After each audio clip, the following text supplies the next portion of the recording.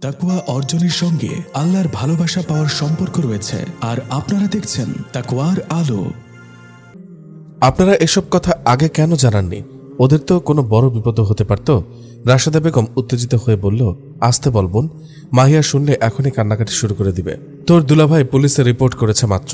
আল্লাহ আল্লাহ কর ছেলে মেয়েগুলোর যেন কোনো বিপদ না হয় বলে মাথায় হাত দিয়ে থপ করে চেয়ারে বসে পড়ল রাশেদা বেগম। এরই মধ্যেই সালাম সাহেবের ফোন বেজে উঠল। তিনি দ্রুত গতিতে পকেট থেকে ফোন বের করে দেখল তাদের বাসার দারওয়ান কামাল মিয়ার ফোন। কামাল সাহেব ফোন রিসিভ করে কানে ধরল। সালাম স্যার, ইলহাম ভাইজান বাড়িতে ফিরেছে। কি ফিরছে? কামাল, ওকে এক্ষুনি বলো রেডি হয়ে এখানে আসতে, এক্ষুনি। কিন্তু স্যার, এখন কিছু শুনতে চাই না, এখানে আগে পৌঁছাতে বলো ইলহামকে, কঠোর কণ্ঠে বলল সালাম সাহেব। স্যার, ভাইজান বিয়া করে বউ নিয়ে আইসের সাথে, কাপা কণ্ঠে বলল কামাল। কথাটা শুনেই যেন নিজের স্থানে জমে গেল সালাম সাহেব। তারপর রাগে কটমট করতে করতে বলল, এখন মজা করার সময় নেই কালাম, ওকে বলো সবাই এখানে ওর জন্য অপেক্ষা করছে। আমি আপনার সাথে মজা করবার সাহস কই পাবো স্যার? আমি সত্যি বলছি, ইলহাম ভাইজান আর ইফা আপামনি মাত্রই সাথে একজন মেয়ে নিয়ে উপরে গেছে। আমি জিজ্ঞেস করে বলছে এটা ইলহাম ভাইজানের বিয়ে করা বউ। বাসা থেকে কল আসায় মাহিয়ার আব্বু, আম্মু আর রাশেদা বেগম গভীর আগ্রহে দাঁড়িয়েছিল ইলহামের বাসায় ফিরে আসার কথা শুনে। তবে সালাম সাহেবের এমন জমে যাওয়ার দৃশ্যে মনিরা বেগম চিন্তিত হয়ে এগিয়ে এসে জিজ্ঞেস করলো, কি হয়েছে দুলা ভাই, আপনাকে এমন লাগছে কেন? রাশেদা বেগমও এগিয়ে এসে জিজ্ঞেস করলো, কি গো, কি হলো বলো, কি হয়েছে? কামাল কি বলল? মুহূর্তে সালাম সাহেব রাগে আগুন হয়ে বলল, আমার সাথে বাসায় চলো রাশেদা, বলে সোজা গিয়ে গাড়িতে উঠল। ঘর থেকে আত্মীয় স্বজনের ভিড়ে এতক্ষণ নিজের হবু শ্বশুর শাশুড়িকে লক্ষ্য করছিল মাহিয়া। তবে এখন সালাম সাহেবকে এমনভাবে রেগে বেরিয়ে যেতে দেখে এবার ঘর থেকে ছুটে এলো মাহিয়া। কি হয়েছে আম্মু, ইলহাম কি আসে না এখনো? ওর কাজ শেষ হয়নি এখনো? মাকে চুপ দেখে বাবাকে প্রশ্ন করল আব্বু। আঙ্কেল রাগ করে বেরিয়ে গেল কেন? বলো না আব্বু। মা, এখন এত কথা বলার সময় নেই, আগে চল তোর আন্টির বাসায়, ওখানে গিয়ে দেখি কোনো বড় বিপদ হয়েছে কিনা। বলে তারাও গাড়ি নিয়ে রওনা হলো ইলহামদের বাসার উদ্দেশ্যে। 30 মিনিটের মধ্যে গাড়ি নিয়ে থামলো ইলহামদের বাসার সামনে। সালাম সাহেব গাড়ি থেকে নেমে হন্তদন্ত হয়ে সিঁড়ি বেয়ে উপরে উঠল। তার পেছনে পেছনে দৌড়ে উপরে উঠে এলো সবাই। ঘরে প্রবেশ করে সালাম সাহেব ইলহামের তালাশে ঘরের চারপাশে দৃষ্টি নিক্ষেপ করলেন। সোফায় চোখ পড়তেই লক্ষ্য করলেন ইলহাম হাঁটুর ওপর 2 হাত মুঠো করে তার ওপর মাথা নুয়ে বসে আছে সোফায়। পাশে তার সদ্য বিয়ে করে আনা বউ। এই দৃশ্য যেন সালাম সাহেবের পায়ের রক্তকে মাথায় তুলে দিল। তিনি ছুটে গিয়ে ইলহামের শার্টের কলার চেপে ধরলেন। সোফার অন্য পাশে বসে থাকা ইলহাম উঠে দ্রুত বাবাকে ফেরাতে চেষ্টা করল। বোরকায় আবৃত মাহাদিয়া ও ভয়ে উঠে দাঁড়ালো। ইফাকে ছিটকে সরিয়ে দিয়ে সালাম সাহেব সজোরে ইলহামের মুখে একটা ঘুষি বসালেন। মুহূর্তে ঠোঁট ফেটে চাপদারের ওপর দিয়ে ঠোঁটের কোণায় রক্ত গড়িয়ে পড়ল। পেছন থেকে রাশেদা বেগম চিৎকার করে চেঁচিয়ে উঠে বলল, তোমরা কেউ ফেরাও গো, আমার ছেলেটাকে যে মেরে ফেললো। পেছন থেকে সবেমাত্র দৌড়ে ঘরে প্রবেশ করা মাহিয়া কোনো রকমে ছুটে গিয়ে জাপটে ধরল সালাম সাহেবের হাত। সে ঘটনার কোনো কিছুই পর্যবেক্ষণ না করে বলল, কি করছেন আঙ্কেল, আপনি ওকে এভাবে মারছেন কেন? বলে একটানে ওনার হাতটা ছাড়িয়ে দিল। উত্তেজিত হওয়াতে সালাম সাহেবের প্রেশার বেড়ে যাওয়ায় তিনি হাঁপাতে হাঁপাতে পিছিয়ে গিয়ে সোফায় বসলেন। সালাম সাহেবের হঠাৎ উত্তেজিত হওয়ার কারণ সবাই ভেবে নিল ইলহামের বিয়ে রেখে কাজে চলে যাওয়াকে। তাই তুমুল উত্তেজনায় কেউ আর বোরকায় আবৃত মহিলাকেও খেয়াল করল না। তারপর মাহিয়া তার 2 হাত দিয়ে ইলহামের 2 গালে হাত বুলাতে বুলাতে বলল, তুমি কোথায় ছিলে ইলহাম? এই দেখো, দুপুর থেকে আমি তোমার জন্য বউ সেজে বসে আছি, তুমি আসছিলেই না। তবে আমি জানতাম তুমি দরকারি কাজ সেরে এসেই আমাকে বিয়ে করবে। দেরি হয়েছে, মেহমানরা চলে গেছে, তাতে কি, চলো এখনই আমাদের বিয়ে হবে। তারপর পেছন ফিরে বলল, থাক আঙ্কেল, আপনি আর রাগ করবেন না, না হয় ও একটু দেরি করে ফেলেছে, তাতে কি, আমরা এখন বিয়ে করব। ইলহাম শুধু অসহায় দৃষ্টিতে মাহিয়ার দিকে তাকিয়ে আছে। মাহিয়ার কথাগুলো যেন তার হৃদয়টাকে ক্ষতবিক্ষত করে দিচ্ছে। প্রতি মুহূর্তে অন্তরটা রক্তাক্ত হচ্ছে। তবে তার যে এখন কিছুই করার নেই। মাহিয়া আবার ইলহামের হাত টেনে বলল, চলো ইলহাম, বিয়ে করবে চলো। এবার সালাম সাহেব নিজের বুকে হাত দিয়ে ঢলতে ঢলতে দীর্ঘ নিঃশ্বাসে বলল, তা আর সম্ভব না মা, হারামের বাচ্চা অন্য আরেকটা মেয়েকে বিয়ে করে ঘরে তুলেছে। তারপর আর্তনাদ করতে করতে তিনি সোফায় হেলান দিলেন। সালাম সাহেবের এই কথায় যেন ঘরের সবার মাথায় আসমান ভেঙে পড়ল। কেউই যেন সালাম সাহেবের কথাটা বিশ্বাস করতে চাইল না। স্বামীর পাশে দাঁড়িয়ে থাকা রাশেদা বেগম উত্তেজিত হয়ে বললেন, কি বলছো এসব তুমি? ইলহামের হাত টেনে ধরে রাখা মাহিয়া আরো শক্ত করে ইলহামের হাত আঁকড়ে ধরে খানিকটা হাসি হেসে বলল, আমি বিশ্বাস করি না। আপনি মজা করছেন আঙ্কেল। ইলহাম কাকে বিয়ে করবে? আমরা একে অপরকে পছন্দ করি। ও আমাকে ছাড়া আর কাকে বিয়ে করবে? এবার ইলহাম এক হাতে মাহিয়ার হাতটা ছাড়িয়ে দিয়ে বলল, আমি সত্যি বিয়ে করে ফেলেছি মাহিয়া, বলে দূরে ভয়ে কাচুমাচু হয়ে দাঁড়িয়ে থাকা কালো বোরকা পরিহিত মাহাদিয়ার দিকে তাকালো। ইলহামের কথায় হতবাক হয়ে মাহিয়া দূরে দাঁড়িয়ে থাকা মাহাদিয়ার দিকে তাকালো। এ সময় লজ্জায় ভয়ে আর নিজের প্রতি ঘৃণায় মাহাদিয়ার মাটিতে মিশে যেতে ইচ্ছা করল। মাহিয়া এক পলক মাহাদিয়াকে দেখে পুনরায় ইলহামকে উদ্দেশ্য করে বলল, না না, আমি এসব বিশ্বাস করি না।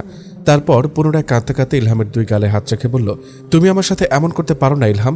তুমি তো আমাকে ভালোবাসতে বলো, আর আমি যে তোমাকে ছাড়া বাঁচব না তাও তো তুমি জানো, তাই না? বলো। আমি জানি এসব বিয়েটি এসব মিথ্যা। তুমি শুধু আমাকে বিয়ে করবে, তাই না? বলো ইলহাম। কি হলো, তুমি কিছু বলছো না কেন? ইলহাম, ইলহাম। ইলহামকে পাথরের ন্যায় অনড় থাকতে দেখে মাহিয়া রাশেদা বেগমের কাছে দৌড়ে গিয়ে বলল, মামুনি, দেখো না ইলহাম এসব কি বলছে। ওর তো আজকে আমাকে বিয়ে করার কথা ছিল, তাই না? তুমি ওকে বলো না মামুনি, আমি ওকে কতটা ভালোবাসি। তুমি বলো প্লিজ। আমি ওকে পাওয়ার জন্য কতবার তোমার পায়ে ধরেছি, কতবার কেঁদেছি। প্লিজ বলো মামুনি, বলো না মামুনি। রাশেদা বেগম মাহিয়ার এমন পাগলের মতো কান্না দেখে নিজেও কান্নায় ভেঙে পড়লেন। পাশে দাঁড়িয়ে সবকিছু পর্যবেক্ষণ করতে থাকা মাহিয়ার বাবা ক্ষিপ্ত হয়ে দৌড়ে এসে ইলহামকে মারতে উদ্যত হলেন। হারামজাদা, তোর সাহস কি করে হয় আমার মেয়েকে বিয়ে করার কথা দিয়ে অন্য কাউকে বিয়ে করে ঘরে তোলার? আমি তোর জান নিয়ে নেব, বলে ঝাঁপিয়ে পড়লে এ অবস্থায় ঘরের সকলে মিলে তাকে থামালো। তবে এরই মধ্যেই মাহিয়া দৌড়ে গিয়ে টেবিলে থাকা ফলের ঝুড়ি থেকে ফল কাটার ছুরিটা নিয়ে নিজের হাতে চেপে ধরে চিৎকার করে বলল, থামো তোমরা, আমার জন্যই এত সমস্যা, তাই না? যাও, আমি থাকবো না আর তোমাদের মাঝে। আচমকায় মাহিয়ার এমন কাজে ঘরের সবাই ভয় পেয়ে তাকে থামাতে উদ্যত হলে সে চেঁচিয়ে উঠে বলল, সাবধান, কেউ এগোবে না আমার দিকে। এগোলে আমি হাতের শিরা কেটে ফেলবো এখনই। মা, তুই এমন করিস না মা। আমার যে তুই ছাড়া আর কোনো সন্তান নেই আমার মানিক। ওরে ইলহাম বাবা, বাঁচা আমার মেয়েটাকে তুই। আমার বুকটাকে খালি হতে দিস না রে বাবা, বলে আর্তনাদ করতে লাগলেন মনিরা বেগম। মাহিয়া, এমন পাগলামি করো না। মাহিয়া, আমার কথা শোনো, বলে খানিকটা এগিয়ে গেল ইলহাম। মাহিয়া ওই অবস্থাতেই মাহাদিয়াকে উদ্দেশ্য করে বলল, তাহলে ওকে ছেড়ে দাও তুমি। আমি তোমাকে ছাড়া বাঁচব না ইলহাম। হয়তো ওই মেয়েটাকে ছেড়ে দিবে, নয়তো আমি আত্মহত্যা করব। ইলহাম এক দৃষ্টিতে মাহাদিয়ার দিকে তাকিয়ে স্তব্ধ হয়ে গেল। মেয়েটা ভয়ে কাঁপছে, দুই চোখে পানি টলমল করে ঝরছে। কি হলো ইলহাম, বলো, তুমি কি ওকে ডিভোর্স দেবে? ওহ, বুঝতে পেরেছি, তোমার আর কিছু বলতে হবে না। বেঁচে থেকে তোমার পাশে অন্য কাউকে দেখার থেকে মরে যাওয়াই ভালো, বলেই নিজের হাতে ছুরি দিয়ে আঘাত করলো মাহিয়া। মুহূর্তে জায়গাটা রক্তে লাল হয়ে গেল। মেয়ের রক্ত দেখে মনিরা বেগম এক চিৎকার দিয়ে অজ্ঞান হয়ে মাটিতে পড়ে গেলেন। ইলহাম দৌড়ে গিয়ে মাহিয়াকে ধরল। মাহিয়া কাঁদতে কাঁদতে ইলহামের চোখের দিকে তাকিয়ে একটা মুচকে হাসি দিয়ে সেন্সলেস হয়ে গেল। সবাই ধরাধরি করে মাহিয়াকে হসপিটালে নিয়ে গেল। অন্যদিকে মাহাদিয়া তখনও সে জায়গায় নিশ্চুপ হয়ে দাঁড়িয়ে রইল। মনে মনে আল্লাহকে বলতে লাগলো, হে রব, শেষ পর্যন্ত কারো জীবনের অভিশাপ করে তুমি আমাকে পাঠালে। ইয়া রব, আমি তো এমন চাইনি, কেন এমন হলো আল্লাহ? এই মেয়েটার কিছু হয়ে গেলে আমি কিভাবে নিজেকে মাফ করব বলো, বলে সে কান্নায় লুটিয়ে পড়ল। মাহিয়াকে নিয়ে হসপিটালে সবাই চলে গেলেও ইফা রয়ে গেল মাহাদিয়ার কথা ভেবে। তাই সে ঘরে এসে মাহাদিয়াকে কাঁদতে দেখে তার কাছে গিয়ে বসল। আপু, তুমি কাঁদছো কেন? ইফা, আমারই কি সব দোষ? আমি তোমাকে কাল ফোন না করলে হয়তো এত কিছু হতো না। কি বলছো আপু তুমি এসব? তোমার কোনো দোষ নেই এসবে, এই সবই নসিব। ভাইয়ার নসিবে তুমি ছিলে, তাই এত কিছু হয়েছে। মাহাদিয়া কাঁদতে কাঁদতে ইফার দুই হাত আঁকড়ে ধরে বলল, বিশ্বাস করো ইফা, সেদিন তোমার ভাইয়াকে বিয়ে করার আমার কোনো ইচ্ছা ছিল না। আমি শুধু ওই পরিস্থিতি থেকে বাঁচতে চেয়েছি। তবে সেদিন আমি ওই বিয়েতে রাজি না হলে ওরা আমার মাকে মেরে ফেলার হুমকি দিয়েছিল। আমি আমার মাকে বাঁচাতে তোমার ভাইকে বিয়ে করতে বাধ্য হয়েছি। তবে আল্লাহ আমাকে মনে করিয়ে দিয়েছেন হায়াত মৌতের মালিক তিনি। তুমি আমাকে বিশ্বাস করো বোন, আমি মিথ্যা বলছি না। বিশ্বাস করি আমি তোমাকে, আমাকে এত কিছু বোঝাতে হবে না। আমি জানি আল্লাহ যা করেন ভালোর জন্যই করেন।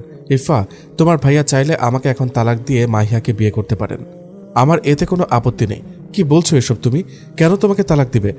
তোমাদের বিয়ে হওয়াটা আল্লাহর ইচ্ছা ছিল, আর বাকি ঘটনাটা যা হয়েছে তা হওয়ারই ছিল। এতে দোষ তোমার না, দোষ আমাদের সমাজের ফ্রি মিক্সিংয়ের। মাহারাম নন মাহারামদের অবাধ মেলামেশায়। আল্লাহ তাআলা তো আর এমনি এমনি মাহারাম নন মাহারাম মেনে চলতে বলেন নাই। আর এমনি এমনি তো ফ্রি মিক্সিং থেকে বেঁচে থাকতে বলে নাই। আজ যদি আমাদের পরিবার ছোট থেকেই আমাদের এগুলো বিধান মেনে চলতে শিক্ষা দিত, তাহলে আজ মাহিয়া আপু বিয়ের আগে ভাইয়ার প্রতি এতটা দুর্বল হয়ে পড়তো না। তার মাঝে আল্লাহর ভয় থাকতো। তাই তুমি নিজেকে আর দোষারোপ করো না। দোষ তোমার না, দোষ আমাদের সমাজের, দোষ আমাদের পরিবেশের, পরিবারের বলে মাহাদিয়াকে টেনে তুলে উপরে ইলহামের ঘরে নিয়ে গেল ইফা। ঘরে গিয়ে মাহাদিয়া ফ্রেশ হয়ে অজু করে নামাজ আদায় করে সেজদায় পড়ে ভাবতে থাকলো আজ তার বাসর রাত ছিল, অথচ ঘরে তার স্বামী নেই, আছে নিজের প্রেমিকার কাছে। যদিও তার সেখানে থাকার কথা, কেননা কাল আমাকে বাঁচাতে না গেলে ওই মেয়েটাই আজ ওনার হালাল স্ত্রী হতো। আমি বরং তাদের মাঝে কাটা হয়ে গেলাম। একটা বিয়ে নিয়ে প্রতিটা মেয়েরই হাজারটা স্বপ্ন থাকে। বড় হওয়ার পর থেকে সে ভাবতে থাকে কেমন হবে তার স্বামী, আর কেমনই বা হবে তার বিয়ের রাত। তবে আমার বেলায় যেন সবকিছু কেমন ওলটপালট। কেন হে রব, আমি কি তোমার কাছে কিছু চাইনি? আমি কি দিনের বুঝ পাওয়ার পর থেকে প্রতি মুহূর্তে নিজেকে হেফাজত করিনি? তবে কি আমার কোনো ইবাদতই তোমার নিকট কবুল হয়নি? নাকি আমাকে তুমি পছন্দই করো না? বলে কাঁদতে কাঁদতে ক্লান্ত হয়ে সে জায়নামাজে ঘুমিয়ে পড়ল। অন্যদিকে মাহিয়ার হাতে অত্যাধিক রক্তক্ষরণের ফলে তার শরীরে রক্ত ভরতে হলো। ও নেগেটিভ রক্তের গ্রুপ হওয়ায় ইলহাম পাগলের মতো খোঁজাখুঁজি করে রক্তের ব্যবস্থা করে দিল। তারপর জ্ঞান ফিরতে ফিরতে রাত প্রায় 2টা-2:30 বেজে গেল। জ্ঞান ফেরার সংবাদ শুনে ইলহাম হসপিটাল থেকে বেরিয়ে এলো। মাহিয়ার এমন পাগলামি আর কষ্টগুলো যেন তার অন্তরে মাহিয়ার এই হাতের ক্ষতের থেকেও বেশি যন্ত্রণা দিচ্ছিল। তবে তা আর আজ প্রকাশ করার কোনো অবকাশ নেই। এখন না আছে তাদের এক হওয়ার কোনো সুযোগ, আর না আছে কারো কাছে কোনো অভিযোগ।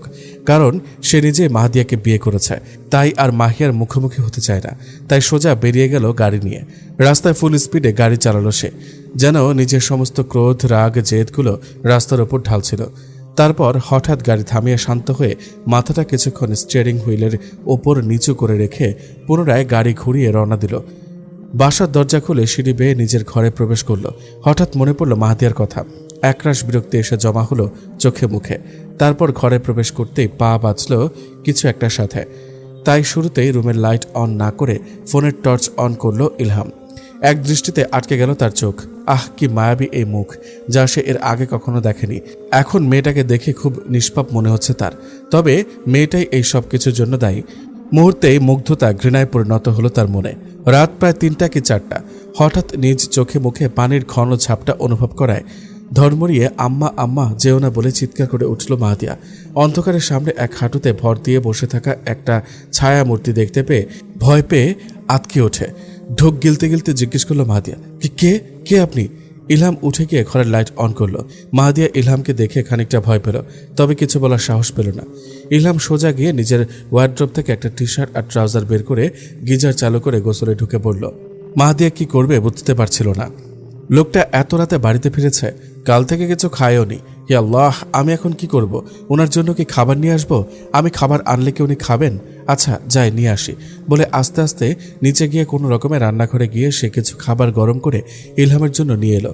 তবে ইলহাম গোসল করে বেরিয়ে সোজা বেলকনিতে চলে গেল। একবারও মাহাদিয়ার দিকে ফিরেও তাকালো না। তাই মাহাদিয়া সাহস করে এগিয়ে গিয়ে আলতো কণ্ঠে বলল, আপনি কাল থেকে কিছুই খাননি, তাই আমি আপনার জন্য খাবার গরম করে এনেছি। এই অবধি বলতেই ইলহাম ধীর কণ্ঠে জবাব দিল, আমি কিছু খাবো না, আপনি নিজেকে নিয়ে ভাবুন বলে রুমে চলে গেল।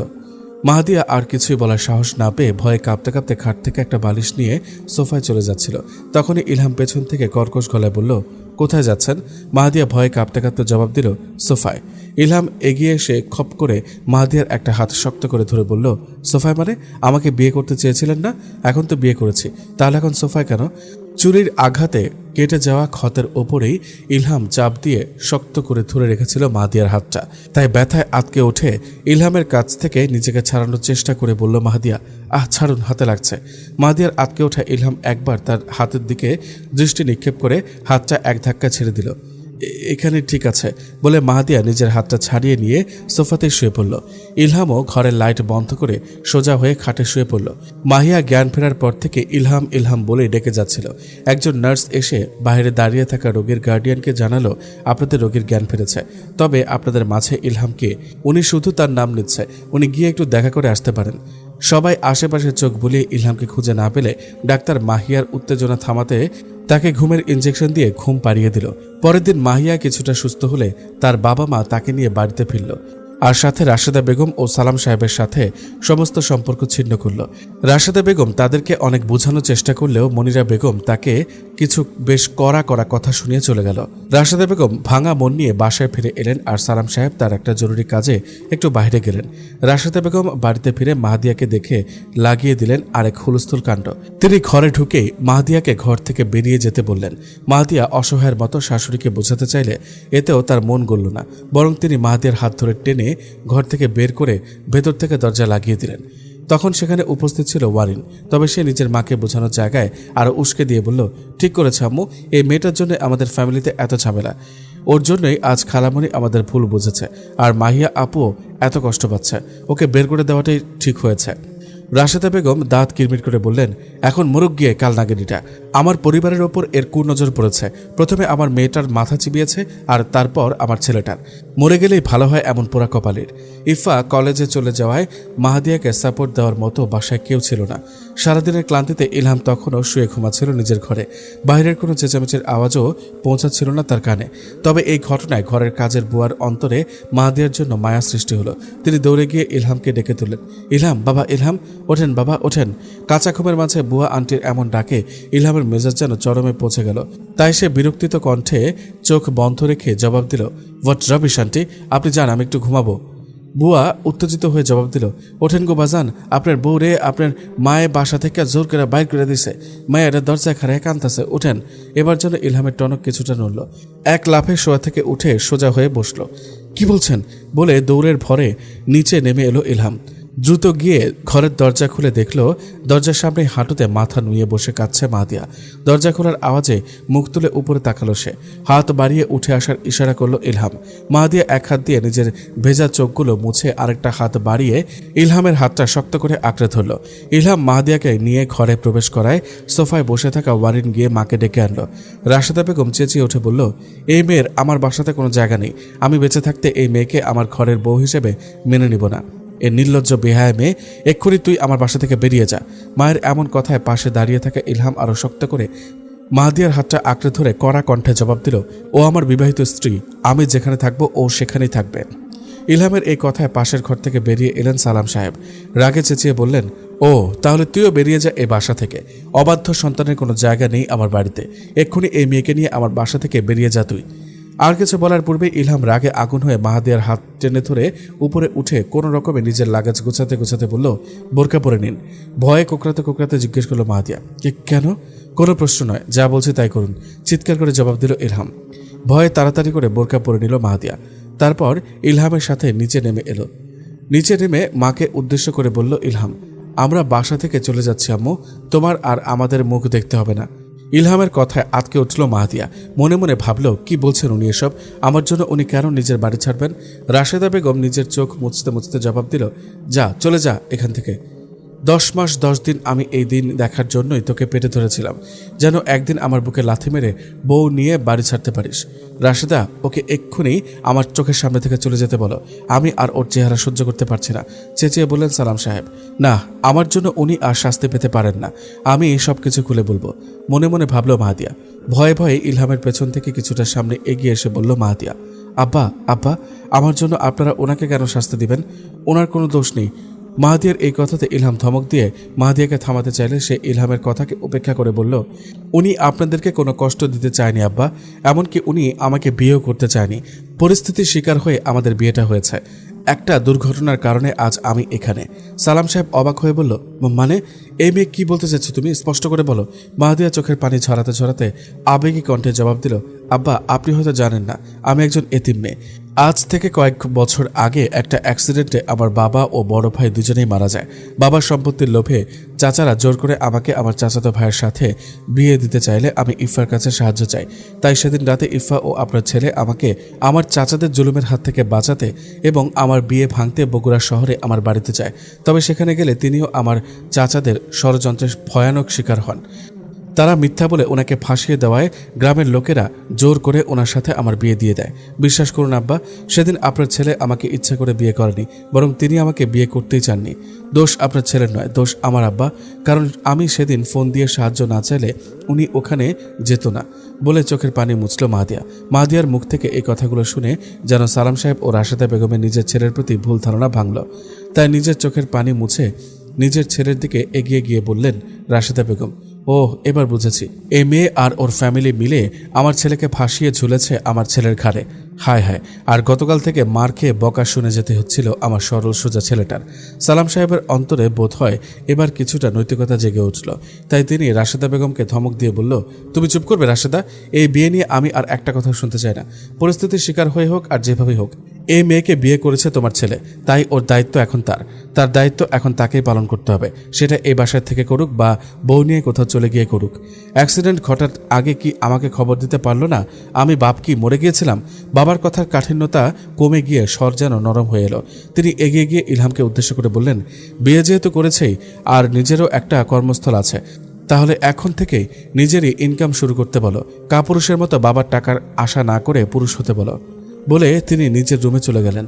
বাবার কথায় প্রথমে মাথা গরম হয়ে এলেও পরবর্তীতে মাথাটা নিচু হয়ে এলো ইলহামের। এবার রাশেদা বেগম এগিয়ে এসে বললেন, বাবা, অন্যের উপকার করতে গিয়ে তুই নিজে আজ ফেসে গেছিস। তুই চিন্তা করিস না, আমি তোর খালুকে বুঝিয়ে বলে মাহিয়ার সাথে আবার তোর বিয়ের ব্যবস্থা করব। আর এই মেয়ের সাথেও তোর ডিভোর্সের ব্যবস্থা করব। আমি জানি তুই মাহিয়াকে পছন্দ করিস বাবা। মা, তুমি চুপ করবে?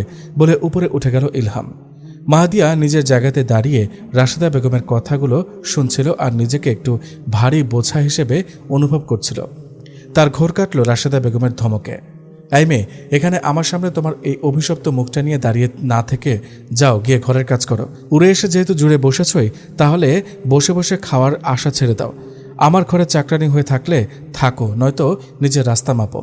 কিছুদিন পর আমি আমার বোনের মেয়েকে আমার ছেলের বউ করে ঘরে তুলব। তখন নিজের যেদিকে দুই চোখ যায় চলে যাবে। এখন দয়া করে কিছুদিন থাকতে দিলাম, বুঝতে পেরেছ? মাহাদিয়া মাথা নিচু করে মাথা নেড়ে সায় দিল রাশেদা বেগমের কথায়। কিছুক্ষণ আগে কলেজ থেকে বাসায় এসেছে ইফা, তবে মাহাদিয়াকে কঠোর কণ্ঠে বলা মায়ের এই কথাগুলো কানে আসায় তার পা দরজার সামনে আটকে গেল। মনে মনে ভাবল, না, এমন কিছু একটা করতে হবে যেন মেয়েটা এখানে পাকাপোক্ত হতে পারে। মাথায় একটা আইডিয়া যদিও ঘুরপাক খাচ্ছে কাল থেকে, এটাকে অ্যাপ্লাই করতে হবে বলে ছুটে গেল মাহাদিয়ার কাছে। মাহাদিয়া তখনও মন খারাপ করে দাঁড়িয়েছিল, তবে ইফাকে দেখে মাহাদিয়া দ্রুত নিজের চোখের পানিগুলোকে মুছে মুখে একটা মিথ্যে হাসি ফুটিয়ে তুলল। কি হয়েছে তোমার? তুমি কি কাঁদছিলে ভাবি? আরে না, কাঁদবো কেন আমি? আর তোমাকে না বলেছে আমাকে ভাবি ডাকবে না? আমি আপুই ঠিক আছে, আর তা না চাইলে শুধু নাম ধরে ডাকতে পারো। কথাগুলো কেমন দায়সারা ভাব নিয়ে কাজ করতে করতে বলল মাহাদিয়া। এই, কি হয়েছে তোমার বলো তো? কেউ কিছু বলেছে তোমাকে? না, আমাকে কেউ কিছু বলেনি। আমি কে যে কেউ সারাক্ষণ আমার পেছনে পড়ে থাকবে বলো? আচ্ছা শোনো ইফা, আমি না থাকলে বোধ হয় তোমাদের ফ্যামিলিটা হাসি খুশি হতো, সুখী সংসার থাকতো, তাই না? আমি না আসলে একটা কাঁটা, আর কাঁটা হয়ে বিধে আছি তোমার ভাইয়ের গলায়। না পারছে বের করতে আর না পারছে গিলে ফেলতে। তবে না, আমি এভাবে কারো গলায় কাঁটা হয়ে বিধে থাকতে চাই না বোন। ইফা অবাক হয়ে মাহাদিয়ার দুই হাতের বাহু ধরে টেনে সোজা করিয়ে নিজের দিকে ঘুরিয়ে বলল, সিরিয়াসলি? পাগল হয়ে গেছো তুমি? কি সব বাজে কথা বলছো? তুমি কেন কাটা হবে? না ইফা, আমি জানি তোমার ভাই মাহিয়াকে ভালোবাসত, আর মাহিয়াও তোমার ভাইয়ের জন্য পাগল। সারা জীবন সংসার করলেও তোমার ভাই আমাকে ভালোবাসতে পারবে না। তার মানে মাহিয়াই থেকে যাবে চিরকাল, আর ওনার কাছে আমি অপরাধী হয়ে বাঁচব। এমনটা জানার পরে একজন মানুষের সাথে শুধুমাত্র নিজের ভরণ পোষণের দায়িত্ব বহনের জন্য আমি থেকে যেতে পারবো না। এমন জীবন আমি কখনো চাইনি ইফা। এখন ওদের দুজন মানুষের জীবনের একমাত্র কাঁটা আমি, আর তাছাড়া তোমার ফ্যামিলিও আমাকে মাহিয়ার স্থানে মেনে নিতে পারছে না। তাই আমি সিদ্ধান্ত নিয়েছি আমি তোমার ভাইয়ার থেকে ডিভোর্স চাইব আজই। কথাগুলো বলতে বলতে মাহাদিয়ার দুই চোখ বেয়ে অশ্রু কণায় ছড়ে পড়ল। আহ মাহাদিয়া আপু, আমি তোমাকে আরো স্ট্রং মেয়ে বলে জানতাম, আর তুমি এভাবে হাল ছেড়ে দিচ্ছ। শোনো, তোমাকে একটা কথা বলি, আমার তোমার সাথে পরিচয় হওয়ার পর থেকে একান্ত চাওয়া ছিল তোমাকে যদি কোনোভাবে আমার ভাইয়ের বউ বানাতে পারতাম, তবে তা আমার ভাবনাতেও অসম্ভব ছিল। তাই তা নিয়ে কখনো আল্লাহর কাছে দোয়াও করা হয়নি। আর যেহেতু তুমি একজন দিনদার মেয়ে, তাই আমি আমার ভাইয়ের হেদায়েতের জন্য, তার জীবন পরিবর্তনের জন্য তোমাকে তার পাশে থাকার কথা ভাবলেও সেক্ষেত্রে ভাইয়া তোমার জন্য উপযুক্ত ব্যক্তিত্ব ছিল না। তুমি আমার চিন্তাধারাতে আরও শতগুণ উত্তম ডিজার্ভ করো। তবে এখন যেহেতু আল্লাহর নিখুঁত ফয়সালায় তোমাদের বিয়ে হয়েছে, তাই আমি চাই তুমি ভাইয়াকে একটু পরিবর্তন করার চেষ্টা করো, নিজের ভালোবাসা, মহব্বত আর যত্ন আত্মে দিয়ে। যদিও হেদায়েত আল্লাহ প্রদত্ত, তবুও চেষ্টা করলে ক্ষতি কি বলো? এতে যদি আমার ভাইটা সত্যিই পরিবর্তন হয়। শোনো বোকামে, একটা মেয়ে চাইলে যে কোনোভাবে একটা পুরুষকে তার প্রতি দুর্বল করতে পারে, আর সেক্ষেত্রে তো ভাইয়া তোমার হালাল স্বামী। তোমার উপরে কি আমার ভাইয়ের এইটুকু হকও নেই যে তুমি তাকে আল্লাহর পথে নিয়ে আসার বিন্দুমাত্র চেষ্টা করবে? তোমার রব কি তোমার থেকে এই জবাবদিহিতা চাইবেন না বলো তো? আমি জানি তুমি পরিবারের সবার কটু কথা এবং ভাইয়ার অবহেলায় ভাইয়াকে ডিভোর্স দেওয়ার কথা মাথায় এনেছ। তবে আমার তোমার কাছে বোন হিসেবে একটা রিকোয়েস্ট, তুমি তোমার সকল চেষ্টা দিয়ে হলেও আমার ভাইয়ের জীবনটাতে পরিবর্তন আনার চেষ্টা করবে প্লিজ। আমি চাই আমার ভাইটা তোমার মায়ায় পড়ে তোমার প্রভাবে আমার রবকে চিনুক প্লিজ। এটা আমার রিকোয়েস্ট তোমার কাছে। আমার ভাই কিন্তু এতটাও খারাপ না। সে খারাপ হলে সেদিন আমার জোরাজুরিতে তোমাকে বাঁচাতে যেত না, আর পরবর্তীতে তোমাকে বিয়েও করতো না। হতে পারে সে দিনের বুঝহীন, তবে সে যথেষ্ট গায়রতবান এবং সৎ নিষ্ঠাবান একজন মানুষ। ইফার কথাগুলো মাহাদিয়ার ব্যথিত অন্তরে গাছান্ত কিছুটা কার্যকরী প্রলেপের কাজ সম্পাদন করল। তবে সে চিন্তিত হয়ে বলল, কিন্তু মাহিয়া, সে তোমার ভাইয়াকে ভালোবাসে আর তোমার পরিবারও তাকে চায়। তারপর মনটাকে আরও খারাপ করে বলল, তাছাড়া তোমার ভাইও তাকে চায়। ইফা এবার মাহাদিয়ার নিচু করা মুখটা তার থুতনিতে ধরে উঁচু করে বলল, শোনো, মাহিয়া আপু ভালোবাসে ভাইয়াকে, আর তার সাথে ভাইয়ার বিয়েও ঠিক হয়েছিল। তবে আল্লাহ তোমাকে সিলেক্ট করেছেন আমার ভাইয়ের নসিবে।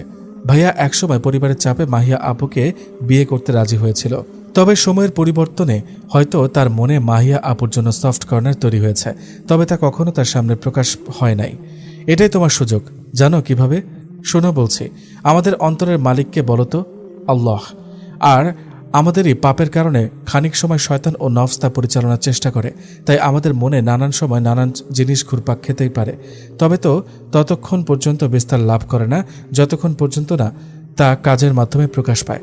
অনেক সময় দেখা যায় মানুষ নফসের ধোঁকাকেও প্রত্যাখ্যান করে, তার বিরুদ্ধে জিহাদ করে, অন্তরে যা ভাবুক প্রকাশ্যে আল্লাহ সন্তুষ্টি অর্জনের কাজ করে ফেলে।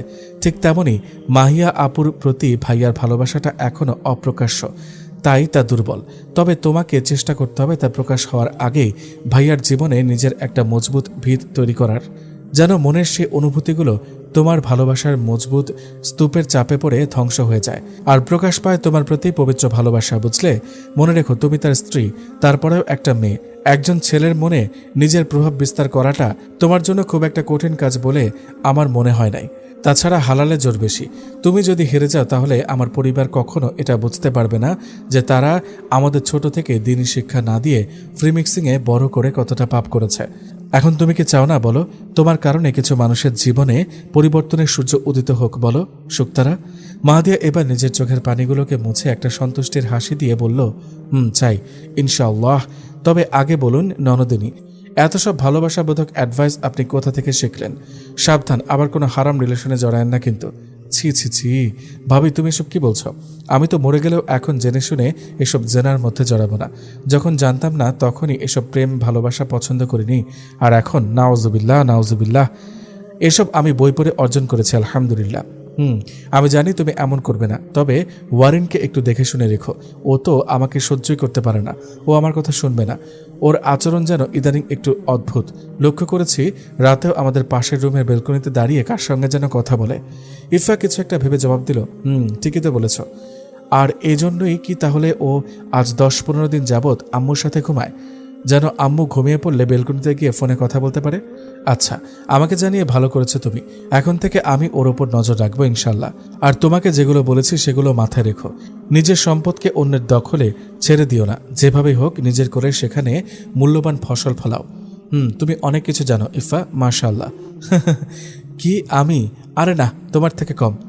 নিজের তারিফ শুনতে ভালো লাগে অবশ্য। আচ্ছা, আরেকটা কথা শোনো, মাহিয়া আপুর থেকে সতর্ক থেকো। সে আম্মুর একমাত্র বোনের মেয়ে, তাই আম্মু তাকে এখানে আসলে সব ধরনের সুযোগ সুবিধাও ছাড় দেবে। তবে তুমি আম্মুর কাছ থেকে এগুলো পাবে না, তাই নিজ বুদ্ধি আর কৌশলকে কাজে লাগাবে অধিকাংশ সময়। ঠিক আছে? বুঝেছি। আচ্ছা, আমার কিছু পড়া আছে, আমি যাই, তুমি কাজ করো বলে ইফা চলে গেল। আজ সারাদিন কাজের মাঝেও মাহাদিয়ার মাথায় শুধু ইফার বলা কথাগুলো ঘুরছে। তুমি তার হালাল স্ত্রী, তোমাকে চেষ্টা করতে হবে ভাইয়ার প্রিয় হওয়ার, তা যেভাবেই হোক। কিন্তু উনি তো আমার সাথে কথা পর্যন্ত বলে না, তাহলে আমি একটা মেয়ে হয়ে কিভাবে গিয়ে সেদে সেদে ওনার সাথে কথা বলবো? তাছাড়া আমাদের বিয়েটা হয়েছে সম্পূর্ণ ওনার ইচ্ছার বিরুদ্ধে, যেটাতে উনি হয়তো আমাকেই দায়ী মনে করেন। তবে আমি ওনাকে কি করে বুঝাবো যে আমি আমার মাকে ওদের হাত থেকে বাঁচাতে, সেফ রাখতে এমন জঘন্য মিথ্যা বলতে রাজি হয়েছিলাম? আর এখন ওনাকে এটা বুঝিয়েও কোনো লাভ নেই, কারণ যাকে সেফ রাখতে এই কথাগুলো বলেছিলাম আজ সেই আর দুনিয়াতে নেই। আম্মা, তোমাকে ছাড়া আমার পৃথিবীটা অনেক কঠিন হয়ে গেছে আম্মা, বলে কান্না করে দিল মাহাদিয়া। আচ্ছা যাই হোক, বিয়ে যেহেতু হয়েছেই, এখন যেভাবে হোক ওনার মন জয় করতেই হবে আমাকে। তবে উনি তো আমার দিকে তো তাকাতেই চান না, তাহলে কি সেটাও মাহিয়ার জন্যই, নাকি আমার প্রতি রাগে উনি আমাকে এভাবে ইগনোর করেন? উফ আল্লাহ, মাথায় ছিল, মাথায় রাখতে হঠাৎ কেন মনে ঢুকাতে গেলে? এখন যে অন্তর পুড়িয়ে মারবে। না যাই হোক, আমাকে পছন্দ করলে করবে, নয়তো না। তবে আমি যতদিন ওনার বউ আছি ততদিন ওই মেয়েকে কোনো সুযোগ দিব না। তাহলে আজ এমন কিছু করি যা ওনার পছন্দ। কি ওনার পছন্দ আমি তো তাই জানি না। যাই ইফাকে জিজ্ঞেস করি। ইফা, এখনো পড়ছো তুমি? আরে ভাবি আসো, ভেতরে আসো। মাহাদিয়া আমতা আমতা করে লজ্জা পেয়ে বলল, তুমি বলেছিলে এমন কিছু করতে যা তোমার ভাইয়ার দৃষ্টি আকর্ষণ করে। তবে আমি তো ওনার পছন্দ অপছন্দের বিষয়ে কিছু জানি না। মাহাদিয়ার কথা শুনে ইফা মুচকি হাসলো। তুমি হাসছো কেন ইফা? শুক্তারা, সত্যি করে বলো তো, আমার ভাইকে কি মনে ধরেছে, নাকি শুধু আমার কথায় এগুলো করতে রাজি হয়েছ? ইফার কথায় মাহাদিয়ার মুখে আলতো একটা মুচকি হাসি ফুটে উঠল। বলবো তোমাকে। বলো। জানো ইফা, আমি জীবনে কোনোদিন কোনো প্রেম বা হারাম রিলেশনে লিপ্ত হইনি। হেদায়েত পেয়ে দিনে ফেরার পর থেকে আল্লাহর কাছে প্রতিটি মোনাজাতে একজন উত্তম জীবনসঙ্গী চেয়ে গেছি। সেদিন চাচা যখন কৌশিক ভাইয়ের সাথে আমার বিয়ে দিতে চেয়েছিল, তখনও মাথায় শুধু একটাই চিন্তা ঘুরপাক খাচ্ছিল যে কৌশিক একজন বেদিন ও খারাপ মানুষ। সেক্ষেত্রে তোমার ভাইয়াও দিনই জ্ঞানহীন একজন মানুষ। তবে ওনার মাঝে অন্যরকম একটা ব্যক্তিত্ববোধ, গায়রত আর মনুষ্যত্ব আছে, যা আরও ভালো লাগে। অন্যদিকে উনি আমার জীবনের প্রথম পুরুষ, যাকে আল্লাহ আমার স্বামী হিসেবে চয়েস করেছেন। তাই শুরুতে ওনাকে মন থেকে মেনে নিতে না পারলেও এখন কি বলো? না এখন কিছু না, তোমাকে যা জিজ্ঞেস করেছি সেটা বলো। এবার মাথায় আঙুল দিয়ে পায়চারি করতে করতে বলল ইফা। খুব ডিফিকাল্ট একটা প্রশ্ন করেছ, খুব মাথা খাটিয়ে পদক্ষেপ নিতে হবে তোমার। পেয়েছি একটা বুদ্ধি, শোনো। সবসময় ভাইয়ার আশেপাশে থাকবে, বেশি বেশি কেয়ার করবে, যা যা পছন্দ করে সেসব কাজ বেশি বেশি করবে, পছন্দের খাবার বানিয়ে খাওয়াবে, কাছাকাছি থাকার চেষ্টা করবে, নিজে থেকে কথা বলবে, বিভিন্ন বিষয়ে জানার আগ্রহ প্রকাশ করবে, বিরক্তি প্রকাশ করলেও হাল ছেড়ে দিবে না। আর সবচেয়ে গুরুত্বপূর্ণ বিষয় হলো ভাইয়ার প্রতি নিজের ভালোবাসা মুখে প্রকাশ করবে। ভাইয়া যে পরিমাণ রোবট টাইপ সে বুঝলেও তোমার ভালোবাসা ইগনোর করবে, না বুঝার ভান করবে। তাই তুমি তাকে সে সুযোগই দেবে না, তুমি সরাসরি প্রকাশ করবে। কি বলছো এসব তুমি? না আমি এতটা নির্লজ্জ হতে পারবো না। আরে এদিকে ফেরো। স্বামীর প্রতি ভালোবাসা প্রকাশ করলে কেউ নির্লজ্জ হয়ে যায় না। নির্লজ্জ তো তারা যারা হারাম রিলেশনে থেকে একে অপরকে প্রেম নিবেদন করে। আর তোমার ভালোবাসা প্রকাশে তো আরও সওয়াব হবে।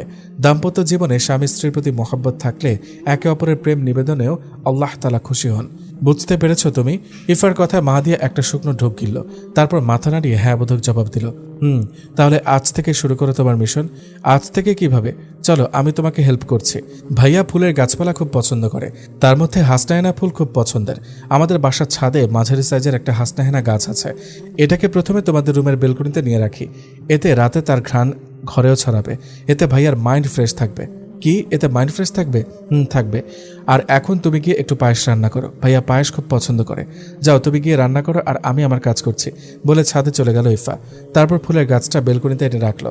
রান্না শেষে মাহাদিয়া ঘরে এসে দেখলো সত্যি ফুলের মোহনীয় গন্ধে পুরো ঘরটা যেন মোমো করছে। দেখেছো ভাবি, ঘরটা এখনই কেমন সুন্দর ঘ্রাণে ভরে গেছে। দেখেছি, কিন্তু এই গোলাপগুলো কেন এনেছো? এগুলো বেডের পাশের টেবিলটাতে রাখবে, ঘরটাকে একটু সাজাবো আর কি। আরে এসবের প্রয়োজন নেই, এগুলো একদম বেশি বেশি হয়ে যাবে না। আরে না, বেশি বেশি হবে না, তোমাকে আমি যেভাবে বলছি সেভাবে করো। ঠিক আছে। পুরো ঘরটাকে সুন্দর করে গোছানোর পর মাহাদিয়াকে একটা শাড়ি পরতে বললো ইফা। না শাড়ি পরতে পারবো না। কাল শাড়ি পরা দেখে উনি আমার মাত্রা আমাকে দেখিয়ে দিয়েছেন, আর আজ আবার পরেছি দেখলে আমাকে ঘর থেকে বের করে দিবেন। না শাড়ি পরতে হবে তোমাকে, এটাই মেন পার্ট। আমি শুনেছি মেয়েরা শাড়ি পরলে এতেই ছেলেরা বেশি মুগ্ধ হয়, তাই তোমাকে পরতেই হবে। Please please please. আচ্ছা ঠিক আছে, পরে পরবো। পরে কেন? কারণ তোমার ভাইয়া আসতে আসতে আরও লেট হবে। আমি এখনই শাড়ি পরে বসে থাকবো কেন? আরেকটু পরে পরি। আচ্ছা ঠিক আছে। আচ্ছা এখন তুমি যাও। যাবো, তবে একটা কথা শোনো, ভাইয়া পাত্তা না দিলেও চেষ্টা চালিয়ে যেতে হবে। তুমি আজ ভাইয়ার সাথে স্বাভাবিক হবেই। আচ্ছা চেষ্টা করব যুদ্ধে জয়ী হওয়ার। বেস্ট অফ লাক শুক্তারা, তুমি পারবে ইনশাল্লাহ, বলে চলে গেল ইফা। মনে মনে ভাবছে মাহাদিয়া, আল্লাহ এই মেয়েটা পারেও, আমি কি করে ওনার সামনে যাব আজ? আল্লাহ সহজ করো মালিক। কিরে কি হলো ইলহাম? সেই 9টা থেকে বসে আছি সেই বেঞ্চটাতে, এখন বাজে প্রায় 11:30। বাসা যাবি না? হাতের ঘড়িতে দেখতে দেখতে বলল রবিন ইলহামের ছোটবেলার বন্ধু, তাই ইলহামকে সঙ্গ দিতে তার পাশে বসে আছে সেই 2 ঘন্টা যাবৎ। 11টা বেজে গেছে? কোন দুনিয়ায় থাকিস তুই? এত চিন্তিত কেন? কিছু কি হয়েছে? না হলে তো তোর এই পার্কে আসার কথা না। খুব বেশি খুশি আর খুব বেশি টেনশনে থাকলে তুই তো এই পার্কে আসিস, আর তোকে দেখে তো আজ এত খুশি বলেও মনে হচ্ছে না। না কিছু না, চল যাই বলে উঠে গাড়িতে গিয়ে বসলো ইলহাম। রবিন ওর পাশের সিটে গিয়ে বসলো।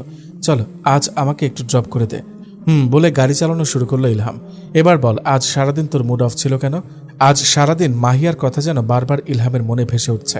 কেন যেন এই চিন্তাগুলো তাকে অপরাধ বোধে ভোগাচ্ছে। বারবার শুধু ভাবছে, আমাকে ভালোবাসাটা তো অপরাধ ছিল না, তবে ও কেন এত শাস্তি পাচ্ছে? আমি ওর সাথে অনেক বড় অন্যায় করেছি, মেয়েটাকে অনেক কষ্ট দিয়েছি আমি। কিরে ভাই, কি এত ভাবছিস? কিছু না। শোন, একটা কথা বলি, বিয়ে করার পর থেকে লক্ষ্য করেছি প্রায় সব সময় তোর মুড অফ থাকে। আমি জানি বিয়েটাতে তোর কোনো ইচ্ছা ছিল না। তুই যদি মাহাদিয়াকে ভুলতে না পারিস তাহলে শুধু একটা মেয়ে অসহায় বলে সারা জীবন ওর দায়িত্ব টেনে নেওয়া, এটা আর কোনো মানেই হয় না ভাই। এতে তোর জীবনটা নষ্ট হবে, পাশাপাশি ওই মেয়েটারও। এর থেকে ভালো তুই ওর কোনো একটা ব্যবস্থা করে দিয়ে ওকে ডিভোর্স দিয়ে দে।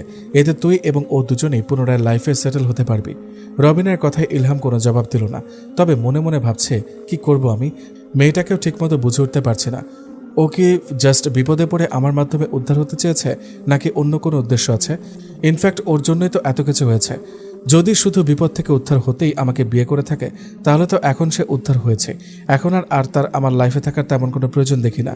তবে মেয়েটা যদি সত্যি ইনোসেন্ট হয় তাহলে এখন ডিভোর্স দিলেও তো ওর যাওয়ার কোনো জায়গা থাকবে না। তবে ওকে মেনে নেওয়া আমার পক্ষে সম্ভব না। উফ, কি করব আমি? আচ্ছা রাখ, এখানে নামবো, আমার কিছু বাজার করতে হবে বলে নেমে গেল রবিন। ইলহাম মনে হাজারটা ভাবনা নিয়ে বাড়িতে ফিরল। বাসায় ফিরে কোনো দিকে লক্ষ্য না করে সে আগে নিজের রুমে গিয়ে ওয়াশরুমে ঢুকলো। শাওয়ার নিয়ে বেরিয়ে খানিকটা অবাক হলো মাহাদিয়াকে নীল শাড়িতে দেখে। খানিকক্ষণ তার দিকে দৃষ্টি নিক্ষেপ করে চুল মুছতে মুছতে ড্রেসিং টেবিলের সামনে চলে গেল। মাহাদিয়া মাথা নিচু করে সোফায় বসে আছে। লজ্জায় আর ভয়ে তার মাথা নত হয়ে আসছে। না জানি আমাকে এভাবে দেখে উনি কি ভাবছেন। ইলহাম আয়নার সামনে থেকে সরে এসে সোজা বেলকনিতে চলে গেল, যেন সে মাহাদিয়াকে দেখতেই পাচ্ছে না। মাহাদিয়া মনে মনে ভাবল, কি হলো এটা? উনি কি আমাকে দেখতে পাচ্ছেন না, নাকি দেখতেই চান না? হে মাবুদ, পাথরের মতো কঠোর হৃদয়, কিভাবে যে গলবে তুমিই জানো। তাই আস্তে ধীরে সে নিজেই উঠে বেলকনির দিকে গেল। আহ, কি সুন্দর মোহনীয় ফুলের ঘ্রাণ! এই সুবাসও কি ওনার নাকে যাচ্ছে না?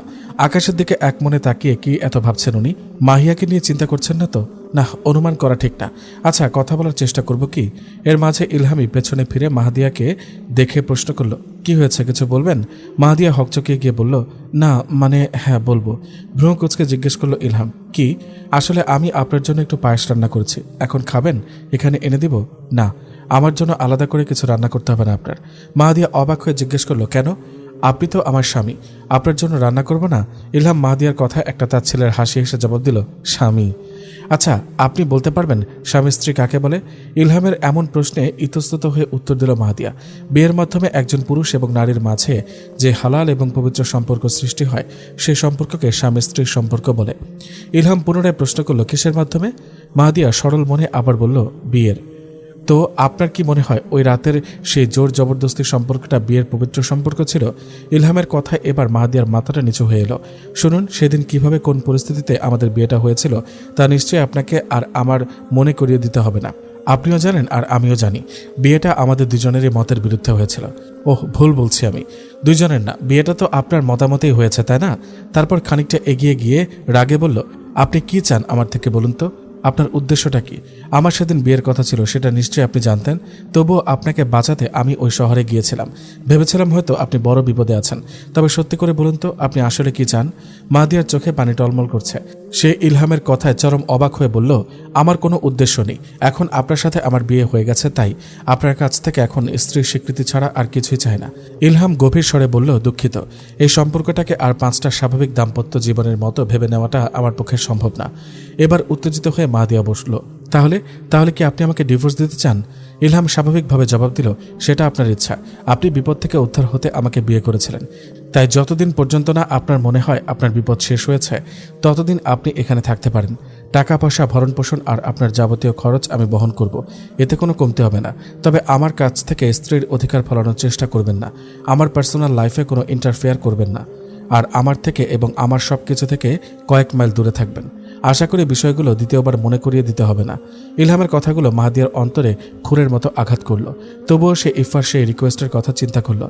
আমার তোমার কাছে একটাই চাওয়া, তুমি চেষ্টা করবে আমার ভাইয়াটাকে পরিবর্তন করার। আমি বিশ্বাস করি তা তোমার ভালোবাসা, চেষ্টা আর রবের রহমত দ্বারা সম্ভব।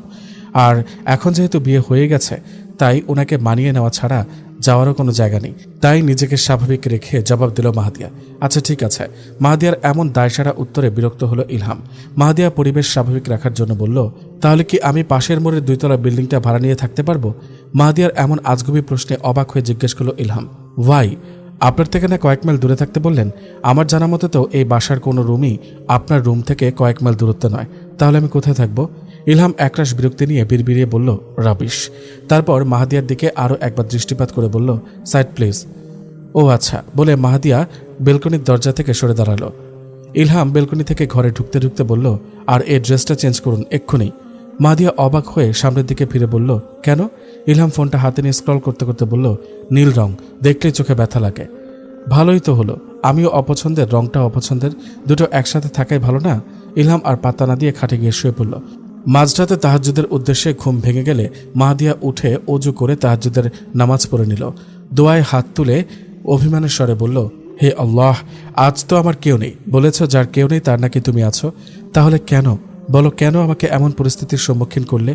আমি তো শুধু তোমার কাছে চাইতাম আল্লাহ, এমন এক পরিস্থিতির সামনে আমি আছি যেখানে আজ কোনো দোষ না করেও সবার কাছে আমি দোষী। সবাই এই পরিস্থিতিগুলোর জন্য আমাকে দায়ী করছে, অথচ আমি ছিলাম চরম পরিস্থিতির শিকার। হে আল্লাহ, কি করবো এখন আমি? তুমিই বলে দাও। এই বাড়ির কেউ আমাকে মেনে নিতে পারছে না, এমনকি যার সাথে আমার বিয়ে হয়েছে সেও না। তাহলে কি করা উচিত আমার? তুমি বলো। এখান থেকে কি চলে যাব? চলে গেলে কার কাছে গিয়ে উঠবো? আমার যে এই ভুবনে আপন বলতে কেউ নেই। এমন অসহায় করে দিলে আমাকে তুমি। আল্লাহ, না, তুমি আমাকে একা ছেড়ে দিতে পারো না। তুমি না রহমানুর রহিম, দয়াশীলদের মাঝে সর্বশ্রেষ্ঠ দয়ালু। এই গুণবাচক নামগুলোর উসিলায় হলেও আমার ওপর তোমার দয়া করতেই হবে। হয়তো আমার জন্য একটা রাস্তা বের করে দাও, নয়তো ওনাকে হেদায়েত দিয়ে ওনার মনে আমার জায়গা করে দাও। আল্লাহ, দয়া করো। বলে দোয়ায় অঝরে কাঁদতে লাগলো মাহাদিয়া। মাহাদিয়ার কান্নার আলতো আওয়াজে অনেকক্ষণ আগেই ইলহামের ঘুম ভেঙে গিয়েছে। তবে সবকিছু দেখেও সে ঘুমের ভান ধরে ওভাবেই শুয়ে রয়েছে আর মনে মনে ভাবছে, মেয়েটা কি সত্যিই দোষী? আমি ওর সাথে খুব বেশি খারাপ আচরণ করে ফেললাম না তো? এভাবে দেখতে দেখতে 1 মাস কেটে গেল। ইলহাম বাধা দিলেও মাহাদিয়া তার সমস্ত কাজ নিজের হাতে করে দেয়। সে যা পছন্দ করে সে সমস্ত কাজ করে তার মন গলানোর চেষ্টা করে। তবে ইলহামের এক কথা, আপনি আমার থেকে দূরে থাকবেন, আমার জন্য কোনো কিছু করতে হবে না আপনার। নিজের মতো থাকুন আর আমার থেকে দূরে থাকুন। তবে বরফ কিছুটা হলেও গলেছে বলে ধারণা ইফার, তাই সে সবসময় মাহাদিয়াকে হাল ছাড়তে নিষেধ করে। তার ধারণা সবে তো 1 থেকে 1.5 মাস হলো একসাথে থাকতে থাকতে একদিন নিশ্চয়ই ইলহাম মাহাদিয়াকে ভালোবাসবে। তাই অনেক সময় কষ্ট পেলেও মাহাদিয়া হাল ছেড়ে দিল না। প্রতিদিন তাহাজ্জুদের নামাজ পড়ে আল্লাহর কাছে শুধু একটা জিনিসই চাইল, তা হলো ইলহামের হেদায়েত। কয়েকদিন পর সকালে মাহাদিয়া রান্নাঘরে কাজ করছিল, তখন ইলহামও ডাইনিং টেবিলে ব্রেকফাস্ট করছিল। তবে এর মাঝেই রাশেদা বেগম মাহিয়ার কথা তুললেন ইলহামের সামনে। দেখ বাবা, আমি তোদের এই বিয়ের সব কথা তোর খালামণিকে জানিয়েছি, সে আমার কথা বুঝতে পেরেছে, তাই আবার তোর সাথে মাহিয়াকে বিয়ে দিতে রাজি হয়েছে। তবে এই মেয়েটাকে ডিভোর্স দিলে পরে এখন তুই কি চাস? যে তোকে ভালোবাসে তাকে বাদ দিয়ে ওই মেয়েটাকে নিয়ে সংসার করতে, যাকে তোর উপর চাপিয়ে দেওয়া হয়েছে? বল। ইলহাম মায়ের দিকে তাকিয়ে বলল, মা, তোমাকে না বলেছি এই ব্যাপারে আমি আর কথা বলতে চাই না? রাশেদা বেগম রেগে গিয়ে বললেন, কেন কথা বলতে চাস না? সেটাই তো আমি জানতে চাই, বুঝিয়ে বল আমাকে। কেন? ইলহাম এবার দীর্ঘ একটা শ্বাস নিয়ে বলল, কারণ আমি বিয়ে করে ফেলেছি, ব্যাস এইটুকুই। আরে বিয়ে করেছিস তো সেটা আমিও জানি, তবে এই বিয়ের কি মূল্য আছে? ডিভোর্স দিয়ে দে। সম্ভব না, বলে উঠে গেল ইলহাম। মাহাদিয়া রান্নাঘরে কাজ করছিল, তাই রাশেদা বেগম আর ইলহামের সব কথায় তার কানে ঢুকছিল। প্রথমে রাশেদা বেগমের কথায় খারাপ লাগলেও ইলহামের শেষ কথায় মনে যেন আনন্দের বন্যা বয়ে যাচ্ছিল। মনে মনে বলল, আল্লাহ, তাহলে কি আমার চেষ্টা কাজে দিচ্ছে? ওনার মন কি একটু একটু পরিবর্তন হচ্ছে? আল্লাহ, তুমি দয়া করো মালিক, আস্তে আস্তে ওনার মনটা আমার প্রতি নরম হোক, তবুও হোক। কিন্তু উনি তো ঠিকমতো নাস্তাও করতে পারলেন না। যাই, ওনার নাস্তাটা প্যাক করে সাথে দিয়ে দিই, দোকানে গিয়ে খেয়ে নেবেন। বলে নাস্তাটা প্যাক করে উপরে গেল ইলহামের কাছে। গিয়ে দেখলো ইলহাম রেডি হচ্ছে। মাহাদিয়া গিয়ে পাশে এক সাইডে দাঁড়িয়ে আছে। ইলহাম দেখেও যেন না দেখার মতো করে নিজের কাজ শেষ করে পাশ কেটে চলে যাচ্ছিল। তখন মাহাদিয়া ডেকে বলল, এই নিন আপনার নাস্তা। আমি নাস্তা করেছি। কোথায়? আপনি তো ঠিকমতো খেতেই পারেননি। নজরদারি করছিলেন আমার উপর? না, তবে দেখছিলাম আমাকে ডিভোর্স দিবেন না বলে কেমন জেদ করেছিলেন আম্মার সাথে। ভুল ধারণা, আমি দায়িত্ব অবহেলা করি না, তাই এগুলো বলেছি আম্মাকে। আরেকটা কথা, পছন্দ করি না এটা জানা সত্ত্বেও প্রতিদিন কষ্ট করে আমার জন্য এত কিছু তৈরি করেন, কি লাভ পান তাতে? মুচকে একটা রহস্যময় হাসি দিয়ে খাবারের বাটিটা টেবিলে রাখতে রাখতে বলল মাহাদিয়া। মমতাজ দুনিয়াতে নেই জেনেও শাহজাহান তার জন্য তাজমহল কেন বানিয়েছিল বলতে পারবেন আপনি? ইলহামের হৃদয় ছেদ করলো এই তীক্ষ্ণ কথাটি। কি এমন ছিল তার এই কথায়? বুঝেও না বুঝার ভান করে জিজ্ঞেস করলো, মানে মানে আপনি বুঝবেন না। এবার ইলহাম মাহাদিয়ার দিকে কিছুটা এগিয়ে গিয়ে রহস্যময়ভাবে জিজ্ঞেস করলো, বুঝিয়ে বলুন তাহলে। মাহাদিয়া সব লজ্জা ভয় ত্যাগ করে কনফিডেন্সের সাথে বলে দিল, ভালোবাসতে চাই আপনাকে, আমাকে একটু বুঝবেন প্লিজ। মাহাদিয়ার এই কথাটা ইলহামকে এক মুহূর্তের জন্য মাহিয়ার কথা মনে করিয়ে দিল। তাই কিছুটা এগিয়ে গিয়ে জবাব দিল, সম্ভব না। কেন সম্ভব না? আমি তো আমাকে ভালোবাসতে বলিনি আপনাকে, আমি শুধু ভালোবাসার অনুমতি চেয়েছি। কেন নিজের অক্ষত হৃদয়টাকে ভেঙে ধ্বংস করতে চাইছেন? রহস্যময়ভাবে প্রশ্ন করল ইলহাম। আমি ভেঙে চুরমার হওয়া একজন মানুষ, আমাকে ভালোবাসতে গেলে নিজেও ভেঙে যাবেন। মাহাদিয়াও একটা হাসি দিয়ে বলল, এখন যে এটা ছাড়া আর কোনো উপায় নেই।